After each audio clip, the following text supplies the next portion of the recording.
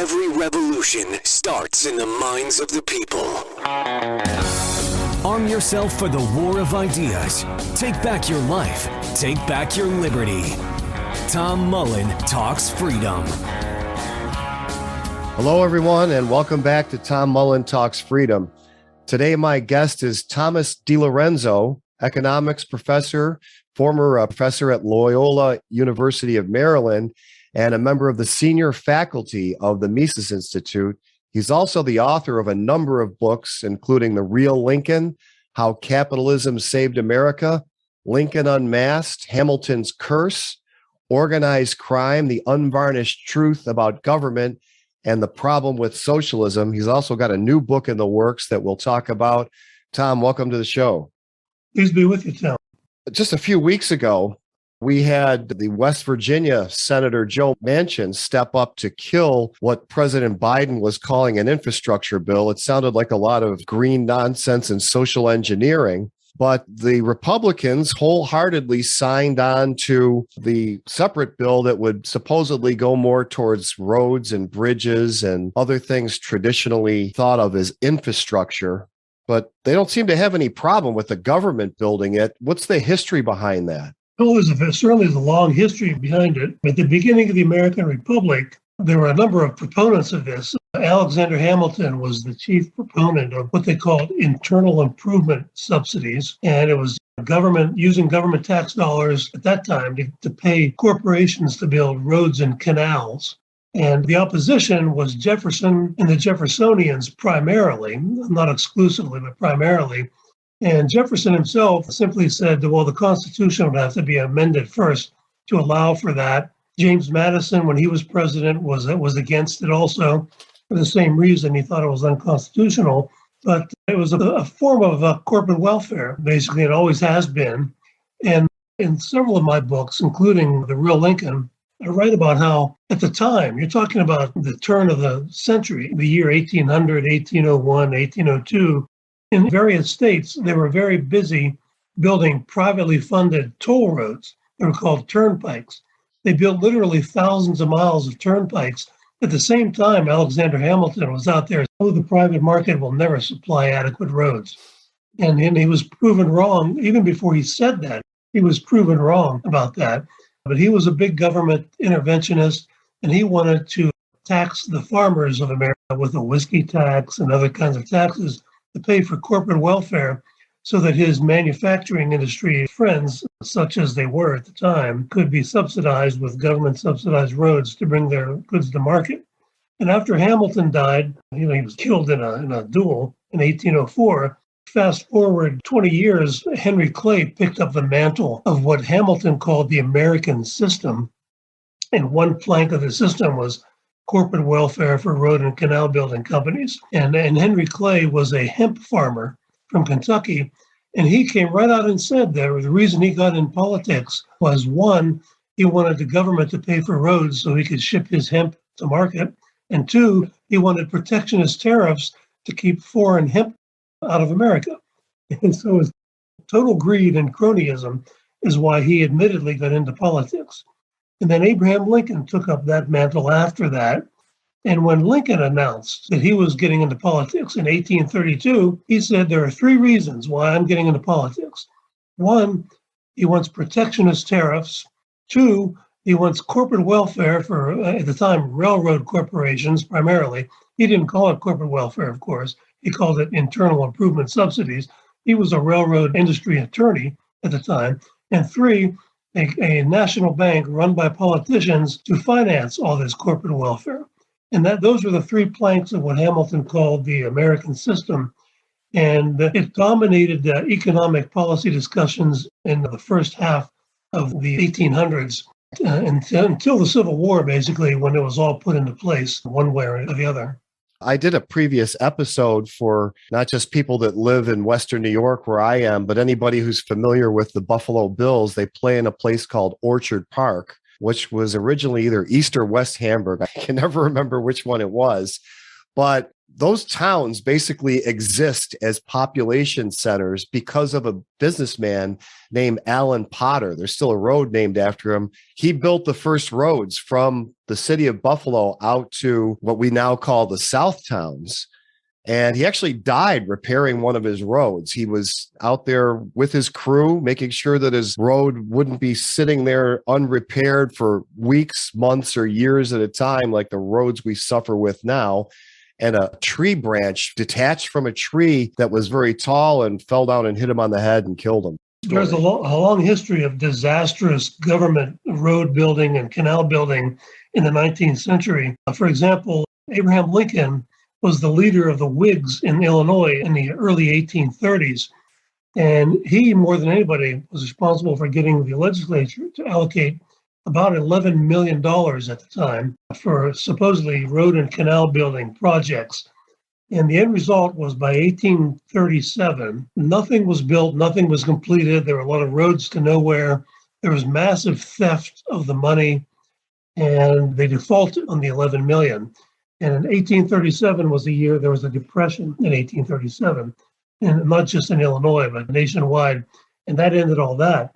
But in my research, there's an excellent history book on this by a man named Goodrich. I think it's called Canal and Road Building in America, something like that. It's one of those boring books that academics like myself read.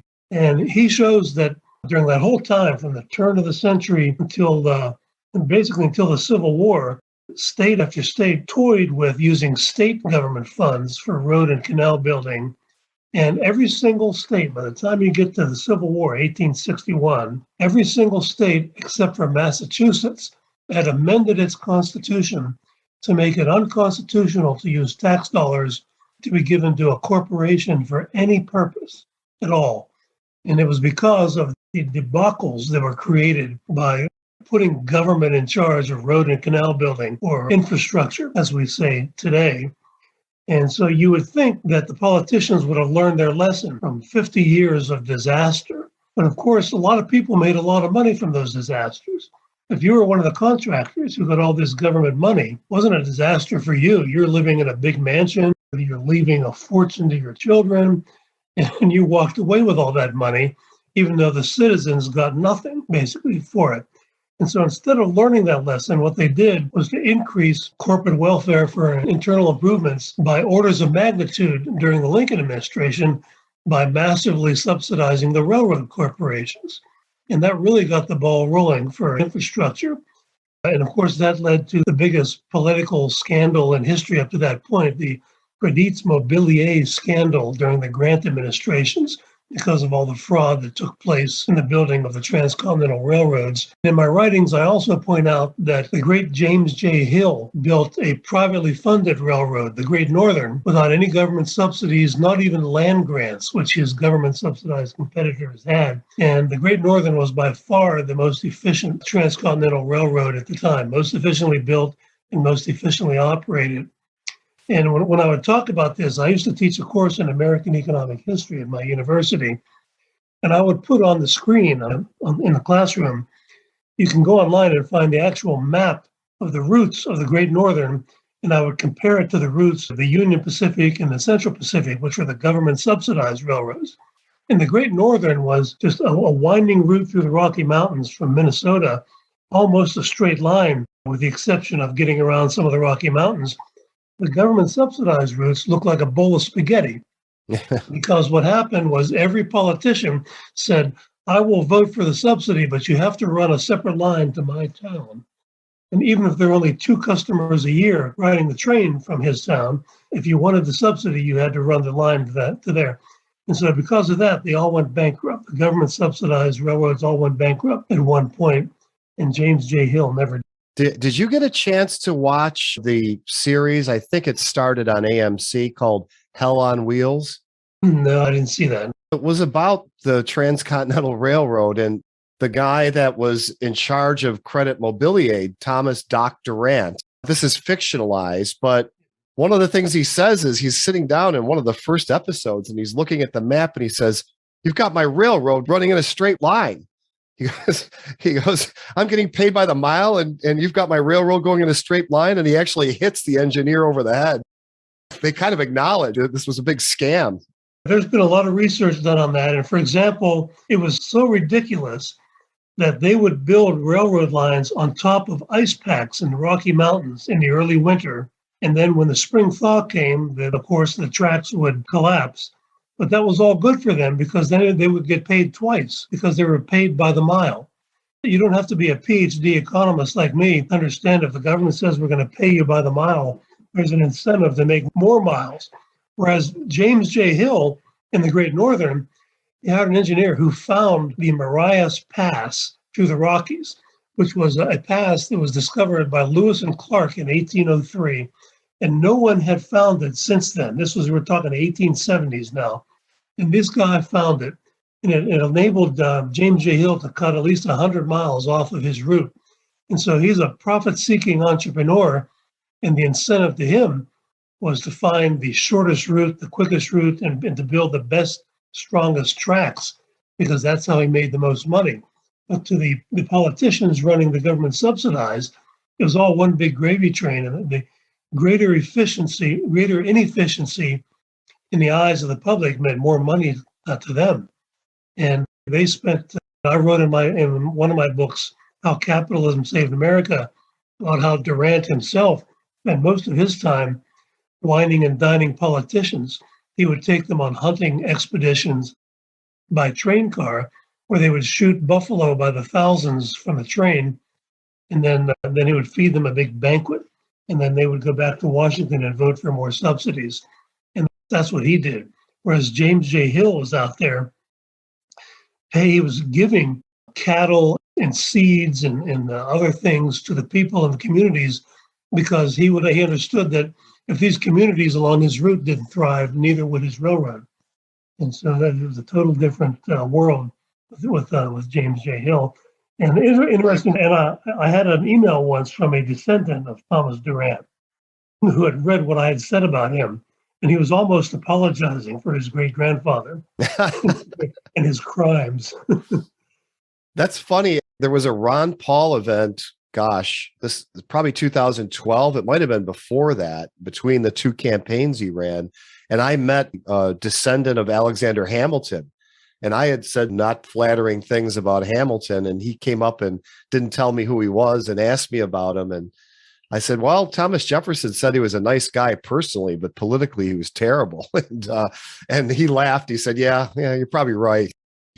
It's from your books, actually, that it kind of dawned on me that Hamilton and the Federalists and the Whigs and the Republicans, with some nuance and exceptions, are the same party after these three things for generation after generation, and they just stay at it until they get it.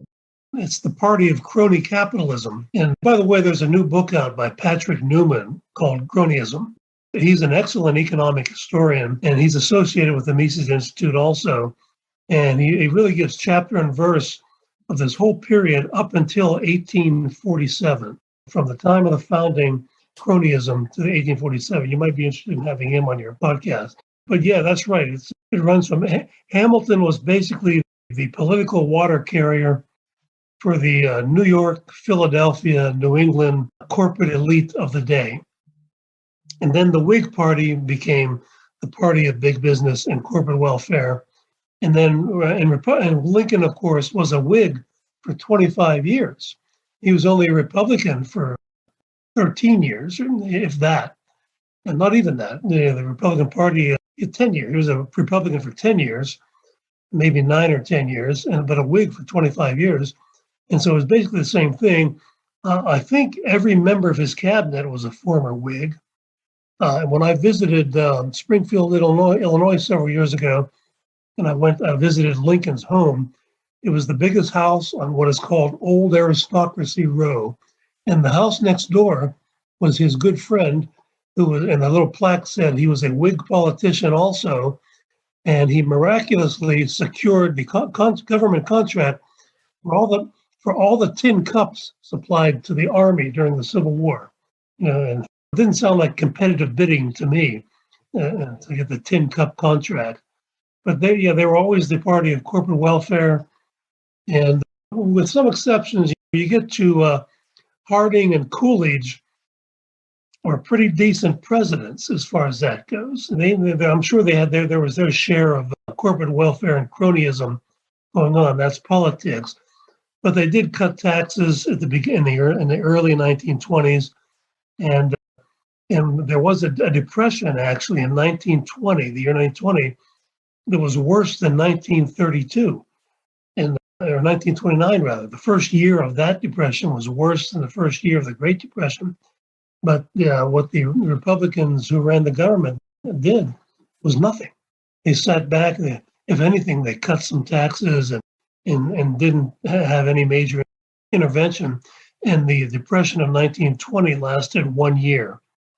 Whereas fast forward another decade, they responded to that depression, or the beginning of a recession anyway, with massive government intervention. And the result was a 15-year-long Great Depression. Let's take a short break for this important message. Friends, I've seen a lot of political movements come and go over the 14 years I've been writing about politics. The right went from being dominated by the interventionist neoconservatives to the anti-deficit Tea Party to the economic nationalism of the MAGA movement. The left went from Obama's hope and change, whatever that meant, to Occupy Wall Street, to Bernie Sanders, the Squad, and democratic socialism. Through it all, the one institution that causes most problems with the American economy has escaped serious criticism. My new book, It's the Fed, Stupid, is an appeal to Americans across the political spectrum to stop supporting politicians and policies that don't make a difference and focus on the one institution that causes most of the problems they worry about, the Federal Reserve System. Download a free copy of my new ebook, It's the Fed, Stupid, at itsthefedstupid.com. And now, back to our episode. You work on the answer, then you quietly save the day. You were right, Mr. Spock, about everything you said. We humans just aren't logical. Whenever I bring up that the roads and what we now call infrastructure was originally provided by private companies running for profit, and when I say that, I'm not talking about people getting taxed and then the government paying some private company. I mean, they owned the roads and they ran them. They put up their own money. Somebody will always come out of the Twitterverse and say, yeah, well, the roads were all terrible and that's why the government had to take them over. Like just about everything the government takes over. If that's not the real story, though, and if they had gone so far as to pass amendments by just before the Civil War to outlaw government infrastructure, how did it change so fast? How did the government end up taking this over? Well, government always takes everything over eventually when it comes to infrastructure, telecommunications, education, the coastlines, property, and things like that. I think the Civil War was a big turning point, but true, these people who are writing you on Twitter don't know what they're talking about. The roads were horrible. The government roads were horrible. It was the private roads that were excellent. And that's still true today, isn't it? Look at the roads in the big private developments. Look at Disneyland. That's a big private development with private roads. Compare that to downtown Baltimore or someplace like that as far as roads go. And so they just don't know what they're talking about. But this debate over infrastructure was, one of the major debates about economics from the time of George Washington and Alexander Hamilton until the Civil War. And when the Civil War, that ended the debate. The American system of Hamilton, which was protectionist tariffs, corporate welfare for infrastructure, and a national bank, or at least the nationalization of money, it was victorious. And so the railroad subsidies, one of my articles I wrote, Dilorenzo's first law of politics is that with government, failure is success. The worse they do, the more money they get next year to do whatever it is they're doing. NASA blows up the space shuttle, we give NASA a 50% pay raise the next year.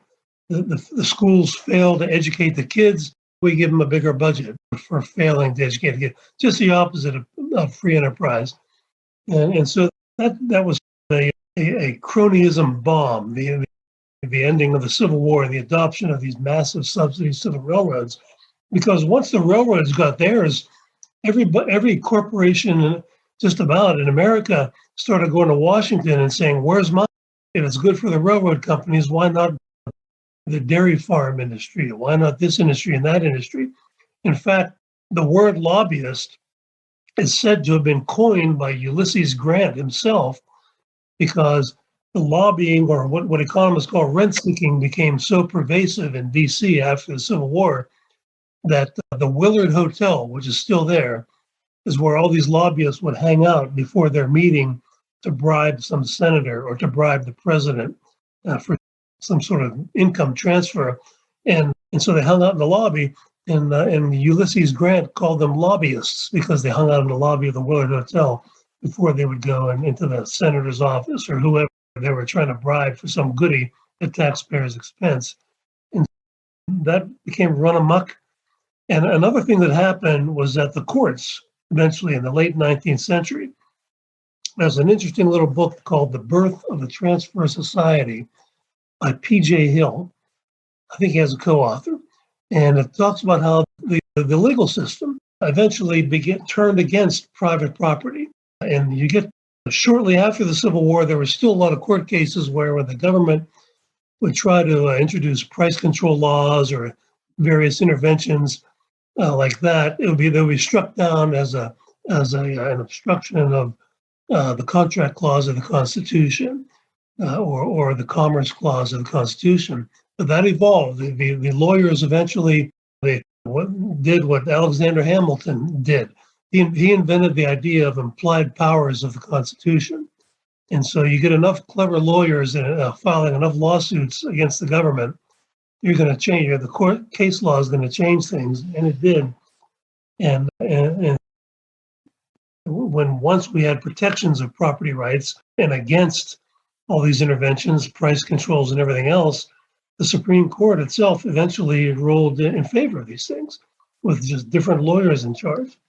I think Americans have to understand that in our history, there were two views of the Constitution. The Hamiltonian view was that properly interpreted, in quotation marks, the Constitution can be used as a rubber stamp on unlimited government power. Whatever government wants to do, if we interpret it properly by the way we statists would want it to be interpreted, Hamilton effectively said, it can be a rubber stamp. And it has been for a long time. Judge Andrew Napolitano, in one of his books, The Constitution in Exile, wrote that not a single federal law was ruled unconstitutional from 1937 to 1995, not a one. And so it became a rubber stamp, and it's still that to this day. When the Democrats are in power, they become constitutionalists. They want to interpret the Constitution their way, and the Republicans are in power, they're constitutionalists. And they want to interpret it their way. And I think that had a lot to do with why we got to where we are today. Not only did Hamilton open the door to the government taking over infrastructure, really, when you get into that whole implied powers idea, there is no limit. If you don't like government health care, if you don't like government education, all of this really has its roots in that one idea of implied powers. It certainly does. That came about in his debate with Jefferson over the constitutionality of a national bank. And Jefferson said it's not in the Constitution. The Constitutional Convention debated it and voted against it. And you would think that's pretty clear evidence that it's not constitutional. And that's when Hamilton came back and said, no, there are implied powers. If you read between the lines, there are implied powers. And he relied on the necessary and proper clause of the Constitution, where it says, the government has powers to do what is necessary and proper to achieve the delegated powers, the actual powers that government does have. The language says the government should do whatever is necessary and proper to achieve those things, running the Army and the Navy and deciding who's a citizen and these things that are actually listed in the Constitution. And so that's the weasel wording that was put in, which is why actually the Constitution was a bloodless coup d'etat. They started out saying they wanted to revise the Articles of Confederation, but they ended up scrapping them and creating this constitution with all this lawyerly weasel wording in it, like general welfare clause. And that's it's another thing that has been used to justify just about anything. When I first started writing articles about Hamilton, before my book Hamilton's Curse came out, I had an email from a law student at New York University, and he said, "I've been reading your articles about Hamilton. Thank you for writing them." He said, "I'm sitting here in Nadine Strawson's constitutional law class at NYU, and for the past 2 weeks, she's been praising to the treetops the Hamiltonian interpretation of the Constitution, which is there is no Constitution. The government can basically do whatever it wants because you rely on case law, 200 years of case law, which has been used to basically water down whatever limits there were in the Constitution." I'm glad you brought up how this implied powers fiction got started, because the other thing we're suffering from and have all of our lives is price inflation. And although I guess even Hamilton might not be on board with the Federal Reserve having the powers it does today, he did want the government to have its bank. And another objection to we should get rid of the Federal Reserve is, well, we had all these panics in the 19th century. And my impression is that most of the panics had something to do with monetary inflation, either by one of the two national banks or Lincoln and his greenbacks or something. And also that they weren't as bad as what the Federal Reserve has given us over the 20th century and this century. Is that true, or is there more nuance to it? There was always government intervention. The fact that we did not have a central bank for a period of time does not mean there was no government intervention. The National Currency Acts and the Legal Tender Acts passed during the Lincoln administration basically nationalized the money supply. And as far as the panics and then the boom and bust cycles, they usually occurred whenever governments would suspend specie payment, saying that banks did not have to pay. If you went in to get gold and silver in return for your paper money, which you were promised, that was suspended from time to time. And that's usually what created monetary inflation and bank inflation and price inflation during these periods. And by the way, even Obama's chairman of the Council of Economic Advisors under Obama, Christina Romer, she was a professor. She still is, I guess. She was for many years at the University of California, Berkeley. And the one thing she was known for in her research is showing that the economy became more unstable after the Fed it was more stable before the Fed was after the Fed. So even a left-wing Democrat like Christine Romer, who Barack Obama hired as his chief economic advisor, knows this. And there's a study published by George Selgin, my friend George Selgin, Selgin, and a couple of co-authors on 100 years of the Fed turned 100 in 2013. You can find it online, and it has hundreds of footnotes in it. And it's a scholarly piece assessing what kind of a job the Fed has done. And on every count, made price inflation worse. The dollar is worth, 2 cents, 2% of what it was in 1913. Boom and bust cycles, they become deeper and more severe and more frequent. Unemployment, they failed to make the problem of unemployment better than it was before the Fed. So on all accounts, the Fed has made things worse for the past 100 years than it was before that. So there's a lot of scholarly literature on that. And so that people who just come out of the blue and say, but there were panics in the 19th century, simply don't know what they're talking about. They're lazy, or they're just uninformed about this. It's interesting. Of course, a lot of people might be confused as to why there'd be a Broadway show called Hamilton, which we assume is produced and acted by mostly liberals, because he's supposed to be the father of capitalism, but he's really the father of big government. So we shouldn't be surprised that they would want to fate him and a musical. Tom, I don't want to keep you all day here. I'm going to link to a bunch of your books. What's the book you're working on now? I just finished the manuscript for Regnery Publishing of The Politically Incorrect Guide to Economics, and hopefully it will be out by the summer. I just sent it to them a couple of weeks ago. Okay, well, I hope you'll come back. I'm looking forward to reading it, and then maybe we can hit some of the highlights on the show once it's out. Sure, it'd be my pleasure. Okay, friends, that's going to do it for today. If you haven't already, don't forget to download a free copy of my new ebook, It's the Fed Stupid, at itsthefedstupid.com. And I'll see you next time. The war of ideas has only just begun. Arm yourself with the knowledge you need by heading to TomMullenTalksFreedom.com and subscribing to our email list. And remember, every revolution starts in the minds of the people.